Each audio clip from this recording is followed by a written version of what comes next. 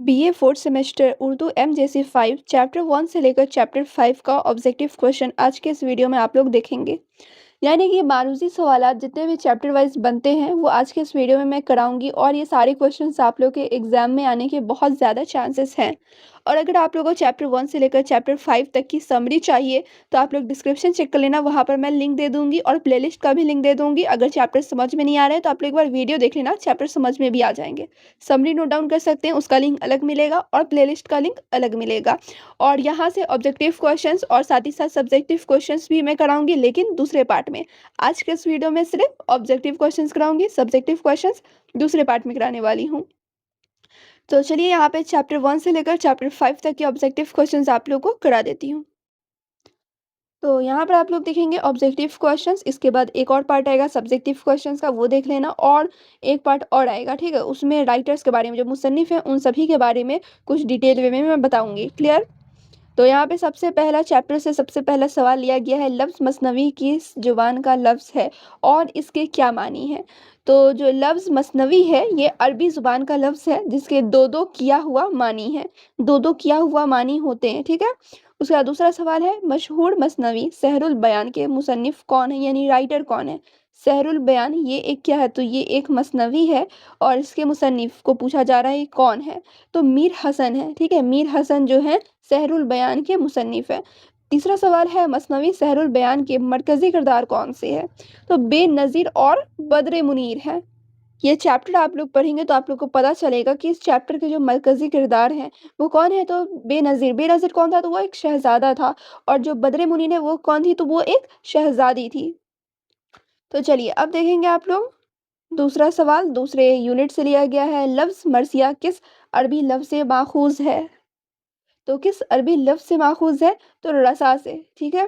फिर अगला सवाल है, मरसिया के इज्ज़ाए तरकीबी की कुल तादाद कितनी है, तो मरसिया के इज्ज़ाए तरकीबी की कुल 8 तादाद है। कितनी तादाद है, तो 8 तादाद है। फिर अगला सवाल है, मरसिया का वह जज़ो जिसमें शायर अपने हीरो की आमद का जिक्र करता है क्या कहलाता है वो, तो वो आमद ही कहलाता है।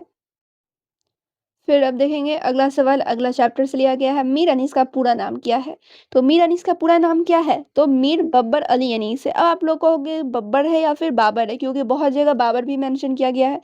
तो बिल्कुल, अगर आप लोग के ऑप्शन में मीर बाबर अली होगा तो उस पर आप लोग टिक कर सकते हो, अगर नहीं रहेगा तो मीर बब्बर अली पर भी टिक कर सकते हो। क्लियर। मीर बब्बर अली या फिर मीर बाबर अली, दोनों का जिक्र किया गया है। अब देखेंगे आप लोग, मीर अनीस किस मुकाम पर पैदा हुए, तो वह फैजाबाद में पैदा हुए। फिर अगला सवाल है, मरसिया जब करबला में दाखिला शाहिदी हुआ, ये आप लोगों को पढ़ना भी है चैप्टर, जब करबला में दाखिला शाहिदी हुआ, ये एक मरसिया है। इसके खालिक कौन है, तो इसके खालिक कौन है, तो मीर अनीस है। तो चलिए फिर अगला सवाल देखेंगे आप लोग, लफ्ज़ कसीदा किस अरबी लफ्ज़ से माखूज़ है और इसके क्या मानी है, तो इसके जो मानी है इरादा करना है, और किस अरबी लफ्ज़ से माखूज़ है, तो कसद से। कसीदा कसद से बना है, जिसका मानी होता है इरादा करना।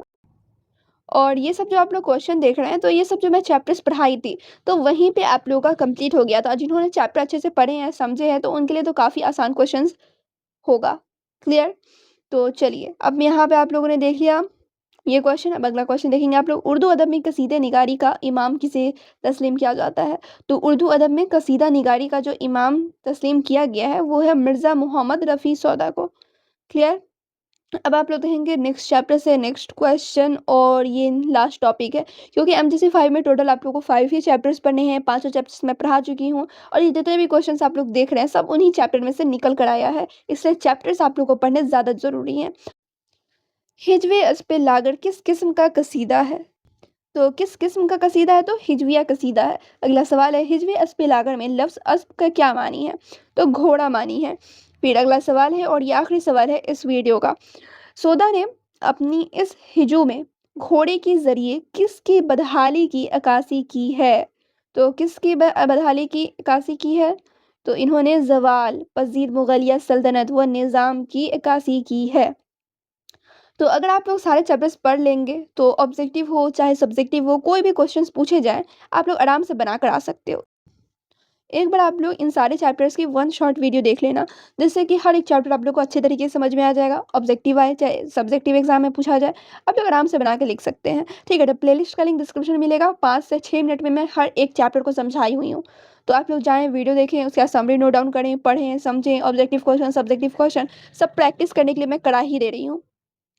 फिर और आप लोग को क्या चाहिए? क्लियर? तो चलिए वीडियो को लाइक शेयर आप लोग कर लें।